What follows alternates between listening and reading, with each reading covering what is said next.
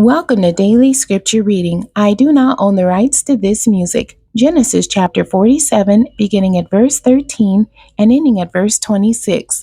This is the New King James Version. Now there was no bread in all the land, for the famine was very severe, so that the land of Egypt and the land of Canaan languished because of the famine. And Joseph gathered up all the money that was found in the land of Egypt and in the land of Canaan, for the grain which they bought. And Joseph brought the money into Pharaoh's house. So when the money failed in the land of Egypt and in the land of Canaan, all the Egyptians came to Joseph and said, "Give us bread, for why should we die in your presence?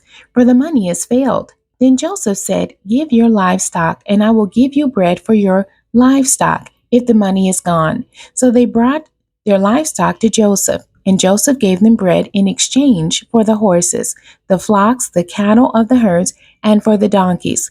Thus he fed them with bread in exchange for all their livestock that year. When that year had ended, they came to him the next year and said to him, "We will not hide from my lord that our money is gone. My lord also has our herds of livestock.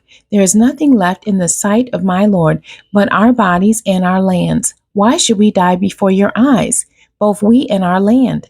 Buy us and our land for bread, and we and our land will be servants of Pharaoh. Give us seed that we may live and not die, that the land may not be desolate."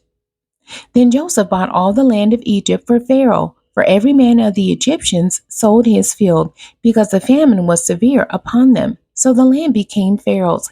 And as for the people, he moved them into the cities from one end of the borders of Egypt to the other end. Only the land of the priests he did not buy, for the priests had rations allotted to them by Pharaoh, and they ate their rations, which Pharaoh gave them. Therefore they did not sell their lands. Then Joseph said to the people, "Indeed, I have bought you and your land this day.